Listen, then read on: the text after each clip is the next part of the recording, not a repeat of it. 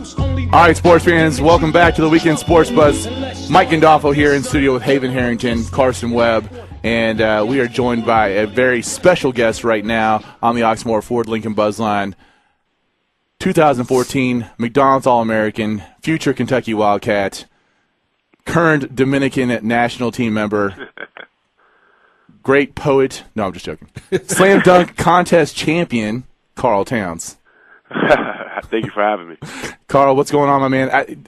Real quick, tell people a little bit about the selection process for you and how Kentucky kind of became to the forefront, because you really only took one visit. You knew it was Kentucky, and then that's where you wanted to go. It was just you look at the school, you see the tradition, the basketball history, you can't turn away from it. And also, Kentucky just having which is surprising, people don't really ever think about it, but Kentucky having such a great education standard for me, it was just made it an easy choice to make. Yeah, and for you that don't know, a lot of you all don't know, Karl's an excellent student. You're a 4.0 student, aren't you? Yeah, I'm a 4.3. Now I'm getting the senioritis, if you say a little bit, so I'm going for like a 4.1. Okay, but that's because you're taking AP classes, I guess?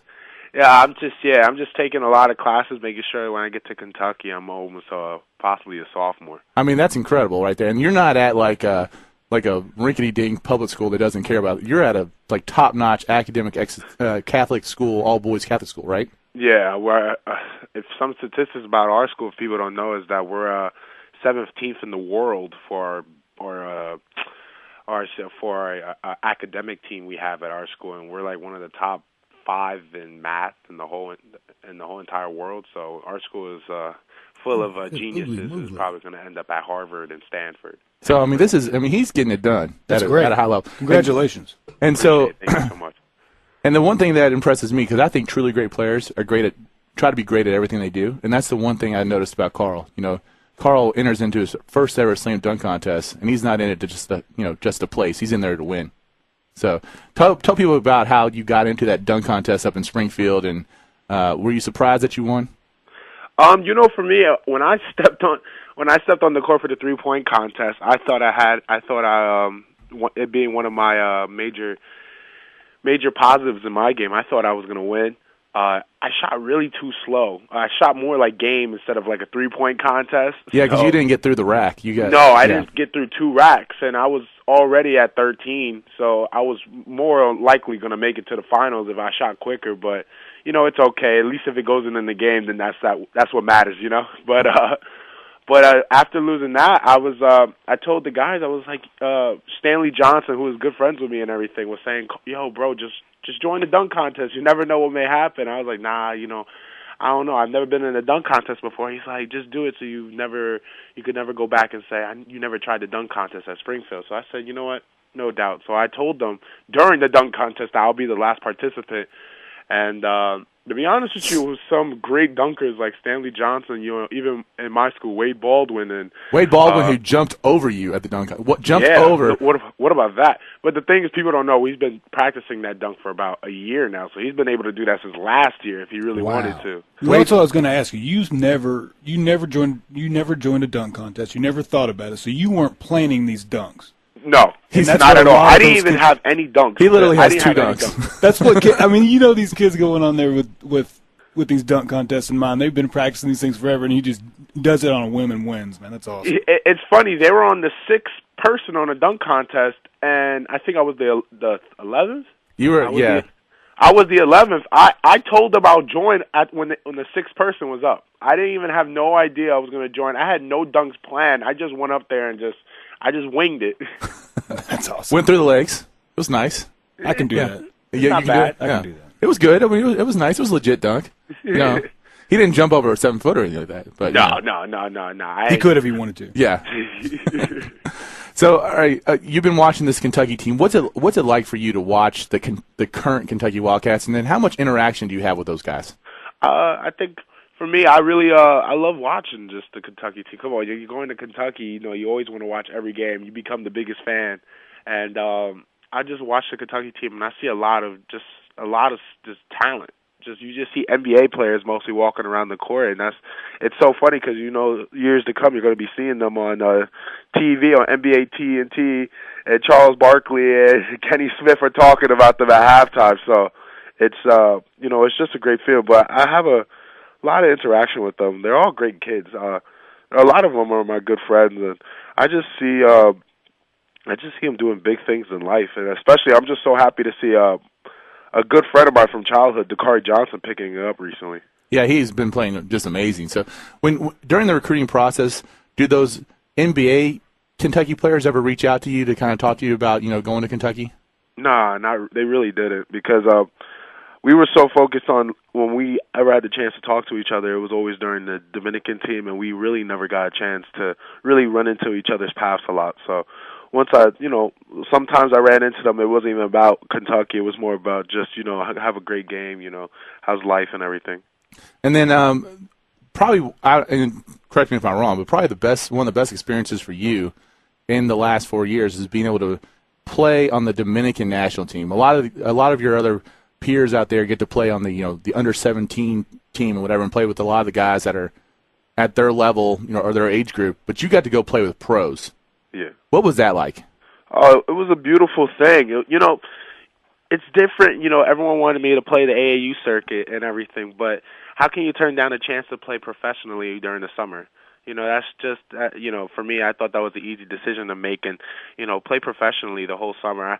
There's no knock to the AAU at all, but, it's just a different game, and it was a different style, and I would love to have played it every time I had a chance. So being with the Dominican team was such a blessing for me and my family, getting to see how the life is when you're a professional basketball player. You get to live it for a little bit, and it's just the best experience. I even got to play against Kentucky great Anthony Davis, and got to match up with him head to head. And it's games like those that make that whole summer worth it.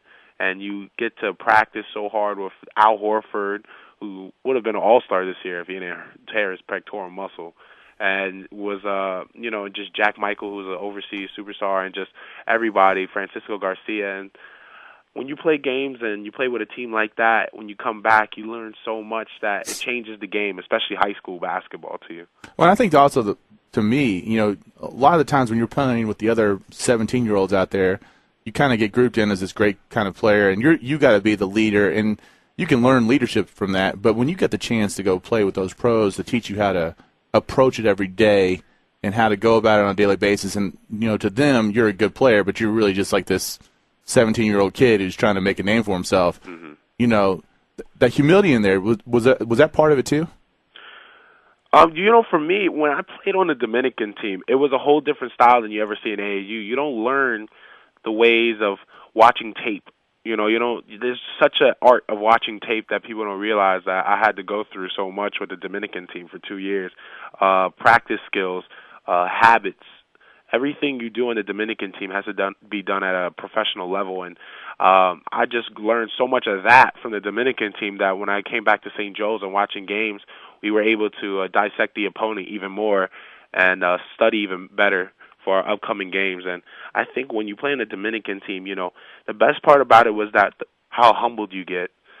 You're not going to be the man on the team. You're going to be one of the guys just helping the team win. And that was one of the biggest things, because people who know me know I love winning, and I'll do anything to win. So, it's the best part that I had to prove myself, and I earned every single minute I got. And the best part was that just leaving there knowing that I made a name for myself in Dominican Republic, and I have nothing left I could have did. And then you also had the side benefit of obviously getting which will give you the leg up on the other freshmen, I would assume. You get to play for Coach Cal and Coach O, so you kind of got to feel what it's going to be like when you step on the floor in August and get in there in the workouts and stuff like that. Kind of what to expect, right? Yeah, for me, I think that I had the idea, how Coach Cal's coaching style is, and I understand them very, very well. That I just can't wait to really go to Kentucky, and we could really work hard on hopefully bringing another national championship. I've got a quick question for you. I don't want to put you on the spot too bad, but you're coming to Kentucky. You've got that great experience playing with those other great players. How do you prepare for the media scrutiny that's coming. Some of the players hearing that they've been criticized, and how do you prepare yourself for all the for the big being under the change? microscope? Yeah, For me, I have such a great family, and I have such a great support system that for me, my life has been a lot easier than a lot of people realize. So, for me, when you have such a great family, a great support system, it makes dealing with everyday life of being a supposedly phenom of a basketball player makes it a lot easier. And when you have stuff like that, it makes the game a lot more fun. Also, there's a great thing that was made years ago, but I utilize it now today too. It has wood floors, and it's called a gym. So I use that a lot more of my time. There you go. That's a great answer. Great answer. And you were just talking about your great family. You got your mom who is quite possibly the loudest person in the gym every time you play. Oh God, if you really wanted to have an emergency call, don't even call 911. Just have her go outside and scream for you. That's a typical Dominican woman, right? So then you got and your dad, though. A lot of people don't know your dad's also a local high school coach up in New Jersey as well. What's it like growing up as a coach's son? And then you all never really did you ever play for him at all? Yes, I did. For me, my dad's always been part of my life. I've been able to have such a great dad where, not only did he teach me right from wrong and do the ordinary dad stuff, he also taught me how to, support everybody, be a teammate, and also how to work hard. My dad, for my whole life, has been my coach when I was in T-ball. When I first started playing baseball, and he was my first coach when I started playing basketball. So my dad always knew how to balance me out with him. And, me and my dad always had those fights, where I'm the coach's son, and he's the father, but he's also the coach. So me and him have really got that rapport down after years of fighting and arguing. But my dad has been my coach when I was in 7th grade, 8th grade, 6th grade. I think it was we played on a team called Team NJABC, and me and him were just father and son trying to make it in the world, and slowly but surely we were putting the name of the Towns family on the map. So and then, I think me and him have been doing a great job of not only letting basketball help me and him and our family, but also having it bring us closer together. And then, so is it difficult with him coaching at Piscataway Tech? He probably does he get to be at a lot of your stuff still? Or, how's that work out schedule-wise? Sadly, no. He really doesn't get to come to a lot of my games at all. It's due to us being both in the same, in the same state. Right. We're mostly having our games on the same days. So it's very hard for him, and he really hates it a lot that he doesn't get to come see me, especially on my last year. But my dad really makes a big sacrifice because he knows that he loves coaching, and it's something when you love doing something, and he just loves coaching, and I can't see him going away from it. And it's funny because every time I tell him he comes home, we always compare records, and let's put it like this: my record's a lot better than his. But yeah, especially this year. And I always tell him to play us. I always wanted to play. I've never played my dad's team in all my years at St. Joe's, and we always come one game short of playing them. Oh man! And then you got two amazing sisters as well. One of them's in the Dominican doing some mission work, right?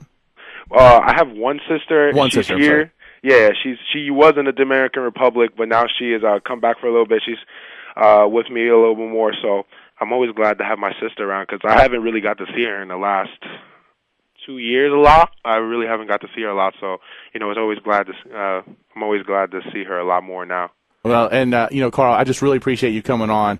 Your dad, just so everyone knows, it started off the season a little slow with Piscataway Tech, but they are on a 4-game winning streak. So, you got to put that out there for Karl Towns Sr. Let him know that we're paying attention down here in Kentucky. He's getting stuff. Ever since he met me, at least he's on like a 4-game winning streak. That's what we can go with. So, I don't know what winning streak he's on right now, but let's just say if he stepped on the court with St. Joe's, he may have to lose that winning streak. And are you down to one more high school regular season game? Is that what it is? Is senior night coming up for you? When is senior night? See, it's funny you say that because I have no idea what my schedule is. I just step on the court, and when when Coach says, "Carl, we got a game tomorrow," I'm just like, "Okay, Coach, I'll be there." He just wins games. He just wins. Just sets on the floor. I just go out there. He's too busy studying. Whenever he tells me there's a game, I go a step out. That's right. He's way too busy studying, so that's good for him. He comes UK, the academic rigors will come down a little bit for him, and there you go. Well, you know, we've had some Kentucky Wildcats lately who've been pretty good students. Brandon Knight, John Wall was a good student. Come on now. All right, so, Carl, I really appreciate you coming on. I'm sure I'll be talking to you soon, but thanks a lot, and we'll talk to you later. Oh, no, I had a blast with you guys. Thank you for everything. See you, Carl. Be well.